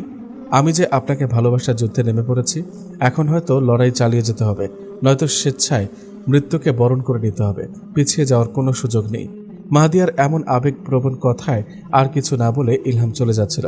মাহাদিয়া টেবিল থেকে টিফিন বক্সটা নিয়ে ইলহামকে দেওয়ার উদ্দেশ্যে এগোতে নিলেই নিচে পড়ে যাওয়া তেলের বোতলের তেলের স্লিপ কেটে মেঝেতে পড়ে পায়ে ব্যথা পেল। ব্যথায় আর্তনাদ করে পায়ে হাত বুলাতে থাকে মাহাদিয়া। তখন সামনে এগিয়ে যাওয়া ইলহাম আবার পিছিয়ে এসে মাহাদিয়াকে উদ্দেশ্য করে বলে, উফ, ব্যথা পেয়েছেন অন্তরে। মাহাদিয়া ইলহামের এই মিথ্যা অভিনয়ে তার দিকে তাজ্জব হয়ে তাকিয়ে আছে। ইলহাম হাঁটু গেড়ে বসে মাহাদিয়ার কপালে পড়ে থাকা চুলগুলোতে কিছুটা কাছে গিয়ে আস্তে করে ফু দিয়ে বলল, আমি তো আগেই বলেছিলাম ভাঙা অন্তরকে জোড়া লাগাতে আসবেন না, নিজেই ভেঙে চৌচির হয়ে যাবেন। বলে ইলহাম সোজা হয়ে দাঁড়িয়ে তার একটা হাত মেঝেতে পড়ে থাকা মাহাদিয়ার দিকে বাড়িয়ে দিল ওঠার জন্য। মাহাদিয়া অসহায়ের মতো সযত্নে ইলহামের হাতটা আঁকড়ে ধরল। ইলহাম একটানে মাহাদিয়াকে তুলে ফেলল। তারপর হাতটা ছাড়িয়ে যেই চলে যেতে নিল, অমনি পেছন থেকে বলল মাহাদিয়া, আমি ভেঙে ধ্বংস হব না, ভেঙে গিয়ে নতুন করে আপনাকে নিয়ে মূল্যবান কিছুতে সৃষ্টি হব ইনশাআল্লাহ। ইলহাম মাহাদিয়ার এই কথায় থমকে দাঁড়ালো। পেছনে না ফিরে বলল, বৃথা চেষ্টা করে সময় অপচয়ের ইচ্ছা থাকলে আমি বাধা দিব না, তবে আমার কোনো কিছুতে ইন্টারফেয়ার করবেন না। চাইলে নিজের মতো থাকুন, নয়তো চলে যান। ইলহামের এই কথায় মাহাদিয়া খানিকটা বিরক্তির স্বরে বলল, আগেই তো বলেছিলেন সেটা নাকি আমার সিদ্ধান্ত। আমার বিপদ এখনো কাটেনি, তাই আপনার হেল্প এখনো আমার লাগবে। ইলহাম মাহাদিয়ার কথা আর পাত্তা না দিয়ে সোজা চলে গেল। মাহাদিয়া পেছন থেকে মুগ্ধ দৃষ্টিতে ইলহামকে দেখছে আর মনে মনে ভাবছে, হৃদয়হীন মানুষ একটা, আশা করি পছন্দ না করলেও এখন আর আমাকে ঘৃণা করেন না।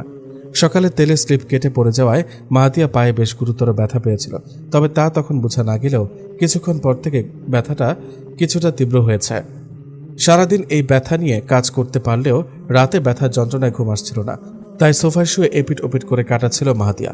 মাহাদিয়ার এমন অস্বস্তি ইলহামের চোখ এড়ালো না। মনে মনে ভাবল, বোকা মেয়ে, অন্যের কথা ভাবতে গিয়ে নিজের খেয়াল থাকে না। তাই হঠাৎ শোয়া থেকে উঠে গাড়ির চাবিটা নিয়ে ঘর থেকে বেরিয়ে গেল। হঠাৎ এত রাতে এভাবে বাইরে বেরিয়ে যাওয়ায় মাহাদিয়ার টেনশন হতে লাগলো। মনে মনে ভাবল, এত রাতে কোথায় গেল উনি? কোনো বিপদ হয়নি তো? প্রায় 1 ঘন্টা পরে হাতে একটা মলম আর কিছু ঔষধ এনে ধরিয়ে দিল মাহাদিয়ার হাতে। এগুলো কি? গম্ভীর কণ্ঠে জবাব দিল, ব্যথার ঔষধ। মাহাদিয়া অবাক হয়ে বলল, এত রাতে আপনি আমার জন্য ব্যথার ওষুধ আনতে গিয়েছিলেন? ইলহাম গ্লাসে পানি ঢেলে এনে মাহাদিয়ার হাতে দিয়ে আমতা আমতা করে বলল, এত অবাক হওয়ার কি আছে? ব্যথায় কষ্ট পাচ্ছিলেন তাই। তাছাড়া সারা রাত আপনি এভাবে এপিট ওপিট করলে আমার ঘুমের অসুবিধা হবে। এবার মাহাদিয়া একটু দুষ্টুমি করে বলল, অবাক তো হবই, আপনার আমার প্রতি মায়া হচ্ছিল। আমি তো আরো ভেবেছিলাম আপনি আমাকে অপছন্দ করেন। মাহাদিয়ার কথায় ইলহাম উত্তেজিত হয়ে বলল, আমি আপনাকে অপছন্দ করি কবে বলেছি? তবে পছন্দ করি এমনও না। বলার আগে মাহাদিয়া তার মুখের কথা কেড়ে নিয়ে বলল, ও তাহলে আপনি আমাকে পছন্দ করেন? মাহাদিয়ার কথায় অবাক হয়ে বলল ইলহাম, আশ্চর্য তো, পছন্দ করি কখন বললাম আপনাকে? সব কথা বলে দিতে হবে কেন? আমি কি বুঝে নিতে পারি না নাকি? ইলহাম অবাকের চরম পর্যায়ে পৌঁছে গিয়ে বলল, এ তো মহা ঝামেলা। তো আপনি কি দেখে বুঝলেন যে আমি আপনাকে পছন্দ করি? এবার মাহাদিয়া ভাবান্তক ভাব নিয়ে বলল, দাঁড়ান বলছি। ইলহাম মুচকি হেসে বলল, ভাবুন, দেখুন কিছু খুঁজে পান কিনা। ইলহাম এই প্রথম মাহাদিয়ার সাথে হেসে কথা বলছে, তাই তার এই হাসিটা মুগ্ধ দৃষ্টিতে উপভোগ করল মাহাদিয়া। তারপর মাথায় একটা দুষ্ট বুদ্ধি খেলিয়ে বলল, পেয়েছি। হ্যাঁ, ধরুন যে আপনি যাকে পছন্দ করেন তাকে যে কোনো অবস্থাতেই দেখতে আপনার ভালো লাগবে। তার কথা, তার চালচলন যদিও হয় অতি সাধারণ, তবুও তা আপনাকে মুগ্ধ করবে। সে দূরে থাকলে সবসময় তার কথা আপনাকে ভাবাবে, চিন্তিত করবে। আর ধরুন কখনো সে আপনার দিকে তাকিয়ে আছে, তা আপনি লক্ষ্য করলে তখন আপনার মনটা খুশিতে ভরে যাবে। মন চাইবে অনেক কথা বলতে, তবে কি বলবেন সেটাই খুঁজে পাবেন না। কি এগুলো আমি আপনাকে দেখে করি? অবাক হয়ে জিজ্ঞেস করলো ইলহাম। মাহাদিয়া খানিকটা লজ্জা পেয়ে বলল, না, তবে আমি তো করি। ও, তার মানে বোঝাতে চাচ্ছেন আপনি আমাকে পছন্দ করেন? মাহাদিয়া মাথা নেড়ে হ্যাঁ বলল। ইলহাম এবার কিছুটা অবুঝ ভাব নিয়ে বলল, আপনার কি মনে হয় এগুলো কারোর প্রেমে পড়ার লক্ষণ? আমার কাছে তো মনে হচ্ছে এই সবই অসুস্থতার লক্ষণ, আর এগুলো কোনো ব্যক্তির মাঝে প্রকাশ পেলে তার দ্রুত একজন ভালো সাইকোলজিস্ট দেখানো উচিত। মাহাদিয়া অবাক হয়ে বলল, কি অসুস্থতা? তারপর কিছুক্ষণ ভেবে বলল, শুনুন, প্রেমে পড়া তো একটা রোগী, আর এর ভালো ঔষধ হলো প্রেমিকের ভালোবাসা। ইলহাম নিজের স্বরকে আরো গম্ভীর করে মাহাদিয়ার চোখে চোখ রেখে বলল, শুনুন, এসব আবেগী কথাবার্তা, আপনি যেই ওষুধের আশা করেন পরবর্তীতে তার মেয়াদ ফুরিয়ে গেলে তা বিষে পরিণত হবে, তখন সেই ঔষধই আপনার মৃত্যুর কারণ হবে। তাই আগ থেকেই সতর্ক করছি, এমন ঔষধ দিয়ে ক্ষত সারাবেন না যার পার্শ্ব প্রতিক্রিয়া অত্যন্ত বেশি। বলে বিছানায় গিয়ে শুয়ে পড়ল ইলহাম। মাহাদিয়া সোফায় শুয়ে ভাবছে, আল্লাহ, ওনাকে কি তুমি একটা স্বাভাবিক মন দিতে পারলে না? আমি কিভাবে ওনাকে স্বাভাবিক বানাবো বলো? এটা আমার জন্য বড্ড কঠিন কাজ। আল্লাহ, আপনি সহজ করে দিন, আমিন। মাহাদিয়ার যত্নে আর নিজের প্রতি তার ভালোবাসায় ইলহামের মনটাও ধীরে ধীরে দুর্বল হচ্ছিল তার প্রতি। তবে আজ হঠাৎ ঝড়ের মতো বাড়িতে এলো মাহিয়া। সেদিন মাহাদিয়ার মুখ থেকে দুর্ঘটনাবশত তাদের বিয়ের কথা শোনার পরে পরিস্থিতি কিছুটা স্থিতিশীল হলে মাহাদিয়াদের বাসায় গিয়ে সব খুলে বলেছেন রাশেদা বেগম। এতে ইলহামের প্রতি তাদের ভুল ধারণা ভেঙেছে। তাই আজ সকাল সকাল মাহিয়া এসেছে এ বাড়িতে, আর বাড়িতে ঢুকেই সোজা গিয়ে ঢুকেছে ইলহামের ঘরে। ইলহাম তখন গোসল করে শোরুমে যাওয়ার জন্য রেডি হচ্ছিল, তখন দৌড়ে গিয়ে পেছন থেকে জড়িয়ে ধরল মাহিয়া। ইলহাম কোনো কিছু বলার আগে সে আরো শক্ত করে তাকে আঁকড়ে ধরে কাঁদতে কাঁদতে বলল, আমি জানতাম ইলহাম, তোমার প্রতি আমার ভালোবাসা বৃথা হতে পারে না। আমি আমার মন উজাড় করে সে ছোট থেকে তোমাকে ভালোবেসে গিয়েছি। বুঝবান হওয়ার পর থেকেই কল্পনায় তোমাকে নিয়ে হাজারটা স্বপ্নের সাম্রাজ্য সাজিয়েছি। তা শুধু একটা অ্যাক্সিডেন্টে শেষ হয়ে যেতে পারে না ইলহাম। সেদিন তুমি আমাকে বলেছিলে বিয়ের পর তুমি আমাকে ভালোবাসবে, সেই কথা শুধু একটা তুচ্ছ মেয়ের জন্য ভেঙে যেতে পারে না ইলহাম। এতটুকু শোনার পর আর দেখার পরে যেন নিজের কানে আর কিছু নিতে পারছে না মাহাদিয়া। হঠাৎ নিঃশ্বাসগুলোকে অনেক ভারী মনে হচ্ছে। কেন এই কথাগুলো তার হৃদয়টাকে এতটা ক্ষতবিক্ষত করে দিচ্ছে? আমি তো প্রথম থেকে জানতাম মাহিয়া ইলহামের ভালোবাসা, তবে কেন মাহিয়ার ইলহামকে জড়িয়ে থাকার দৃশ্য আমাকে আজ এতটা কষ্ট দিচ্ছে? ইলহাম একজন বেদিন মানুষ, তবে কি তার কাছ থেকে এর চেয়ে উত্তম কিছু আশা করে ফেলেছিলাম আমি? যার মাঝে দিনের ছিটা ফোটাও নেই, এমন একজন মানুষকে নিজের প্রেমিকাকে আমার মতো একটা উটকো ঝামেলার জন্য ভুলে যাবে? না না, আমারই ভুল। আর কিছু শোনার অপেক্ষা না করে মাহাদিয়া হাতে থাকা চায়ের কাপটা নিয়ে দৌড়ের গতিতে নিচে নেমে গেল। আমি জানি আমাকে তুমি আজও কতটা ভালোবাসো ইলহাম। ওই মেয়েটাকে তুমি ছেড়ে দাও ইলহাম, ওকে তুমি ভালোবাসো না, আমি জানি। ছাড়ো আমাকে মাহিয়া। বলে একটানে মাহিয়ার হাতের বাঁধন ছাড়িয়ে সরে দাঁড়ালো ইলহাম। মাহিয়া অবাক দৃষ্টিতে ইলহামের দিকে তাকিয়ে রইল। ওই মেয়ে বলো না, ওর নাম মাহাদিয়া, ও আমার ওয়াইফ। ওকে সম্মান দিয়ে কথা বলবে তুমি, আর ওকে ছেড়ে দেব না রেখে দিব সেটা my life my decision, understand? বলে বেরিয়ে এলো ইলহাম। ইফা কলেজের উদ্দেশ্যে বাসা থেকে বের হচ্ছিল, তবে মাহাদিয়াকে মনমরা হয়ে রান্নাঘরে দাঁড়িয়ে থাকতে দেখে এগিয়ে এসে তার কারণ জানতে চাইল। মাহাদিয়া একটা দীর্ঘ নিঃশ্বাস নিয়ে বলল, মাহিয়াকে তোমার ভাইয়া অনেক ভালোবাসে তাই না? এখনো বাসা কিনা সেটা বলতে পারবো না, তবে আগের সবকিছু তো তুমি জানো। ইফা, তুমি বলো তো, এভাবে কারো জীবন চলতে পারে? উনি আমার প্রতি শুধু নিজের দায়িত্ব পালন করছেন, আমি এখন ওনার জীবনে বোঝা হয়ে দাঁড়িয়েছি। উনি তোমার খালাতো বোনকে ভালোবাসেন, আর তাকে তিনি বিয়েও করতেন যদি মাঝে বাধা আমি না হতাম। আমি কারোর জীবনে বাধা হয়ে থাকতে চাই না ইফা। আর যাই হোক, নিজের জীবনে কারোর ভালোবাসা নাই বা পাই, অন্যের ভালোবাসাকে ধ্বংস করে দিতে পারবো না। ইফা মাহাদিয়াকে সান্ত্বনা দেওয়ার মতো কোনো ভাষা খুঁজে পাচ্ছে না আজ, তাই শান্ত কণ্ঠে বলল, প্রথম থেকে তুমি অনেক চেষ্টা করেছো সবকিছু পরিবর্তন করার। লক্ষ্য করছিলাম ভাইয়াও ইদানিং তোমার সাথে কিছুটা স্বাভাবিক, তাই তোমার ভাইয়াকে আরও কিছুদিন সময় দিয়ে দেখা উচিত। যেহেতু এটা সারা জীবনের বিষয়, তাই আমি তোমাকে আর জোর করব না। এরপর চাইলে তোমরা আলাদা হয়ে যেতে পারো। তখনই দ্রুত পায়ে বাসা থেকে যাওয়ার সময় এক দৃষ্টিতে মাহাদিয়ার দিকে তাকিয়ে বের হয়ে গেল ইলহাম। মাহাদিয়াও ইলহামের এই দৃষ্টি লক্ষ্য করল। পাশে দাঁড়িয়ে দুজনকে দেখল ইফা। ইলহামের কথাগুলো শুনে মাহাদিয়ার চোখ থেকে 2 ফোঁটা অশ্রু গড়িয়ে পড়ল। মাথাটা নিচু করে ওই ঘর থেকে বেরিয়ে ওয়ারিনের কাছে চলে গেল। মাহিয়ার মুড অফ দেখে ওয়ারিন জিজ্ঞেস করল, কি হয়েছে মাহিয়া আপু, তোমাকে এমন লাগছে কেন? ইলহামের কথাগুলো শুনে মাহিয়ার চোখ থেকে 2 ফোঁটা অশ্রু গড়িয়ে পড়ল। মাথা নিচু করে ওই ঘর থেকে বেরিয়ে গেল ওয়ারিনের কাছে। মাহিয়ার মুড অফ দেখে কারোর সাথে ফোনে কথা বলায় ব্যস্ত ওয়ারিন দ্রুত ফোন রেখে জিজ্ঞেস করল, কি হয়েছে মাহিয়া আপু, তোমাকে এমন লাগছে কেন? ওয়ারিনের প্রশ্নে মাহিয়া মনটাকে অনেকটা খারাপ করে বলল, ওয়ারিন, তোর ভাই কি ওই মেয়েটাকে সত্যি সত্যি নিজের স্ত্রী বলে মেনে নিয়েছে? তাহলে যে মামুনি বলল সেদিন ইলহাম স্বেচ্ছায় এ বিয়ে করেনি, ওয়ারিন উত্তেজিত হয়ে জবাব দিল, হ্যাঁ তাই তো, জোর করে ফাঁসিয়ে দিয়ে বিয়ে দিয়েছে ওই মেয়েকে ভাইয়ার কাছে। তাহলে ইলহাম কেন ওই মেয়েকে ছেড়ে দিচ্ছে না? তুমি তো ভাইয়াকে চেনো আপু, জানো তো ভাইয়া অন্যের ক্ষতি হয় এমন কিছু সহজে করতে চায় না। আসলে মেয়েটা ইয়াতিম, বাবা মা কেউ নেই, তাই ভাইয়া ওর বিপদের কথা ভেবেই হয়তো তাকে ছাড়তে চাচ্ছে না। তবে তুমি 100% শিওর থাকো ভাইয়া মেয়েটাকে পছন্দ করে না। তুই সত্যি বলছিস ওয়ারিন? একদম তিন সত্যি বলছি। ওয়ারিনের কথায় পরক্ষণে চোখের পানি মুছে একটা তাচ্ছিলের হাসি দিয়ে বলল মাহিয়া, আচ্ছা ঠিক আছে, তাহলে যেভাবে হোক ইলহামকে আমি নিজের করে ছাড়ব।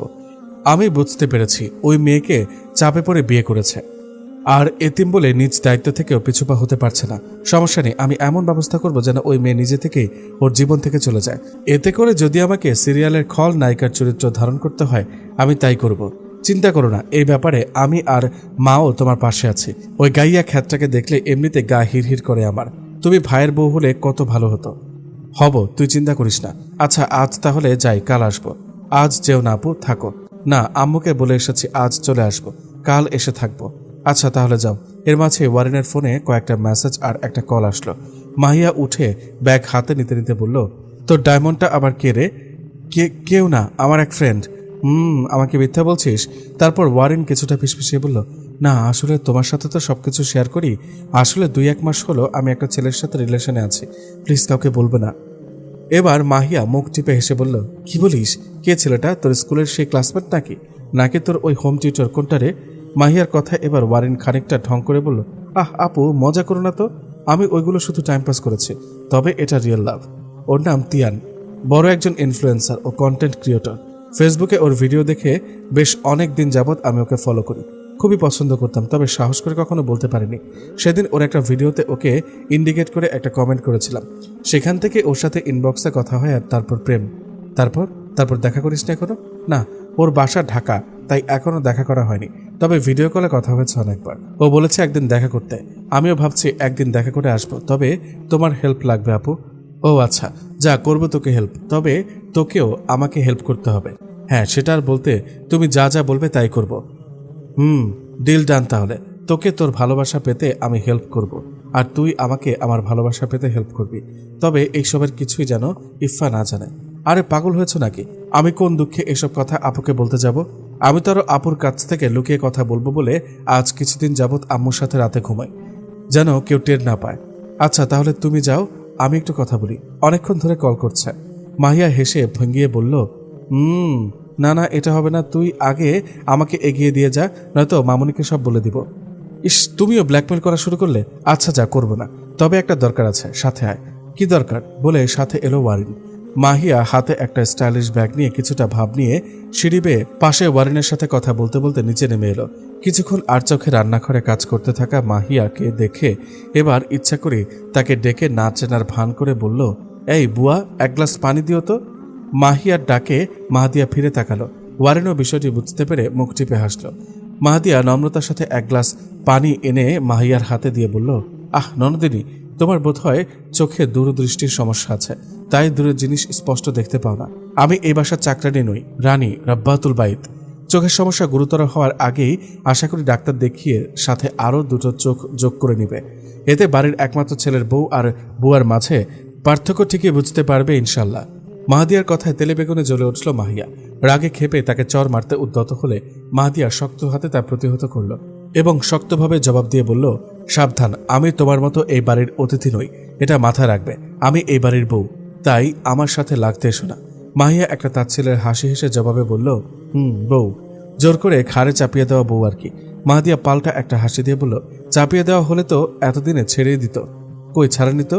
মাহিয়া কনফিডেন্সের সাথে বলল, ছাড়বে, সবেমাত্র 2-1 মাস হলো, কথা দিচ্ছি 6 মাস পূর্ণ হওয়ার আগে তোমাকে এই বাড়ি থেকে বের করে দেখাবো আমি। মাহাদিয়াও পাল্টা জবাবে বলল, তুমি তোমার বৃথা চেষ্টা চালিয়ে যেতে পারো, বাকিটা আমার রব দেখে নেবেন ইনশাআল্লাহ। বেরিয়ে যায় নাকি পাকাপোক্ত হই সেটা তো সময়ই প্রকাশ পাবে। বলে সে গ্লাসটা নিয়ে চলে গেল।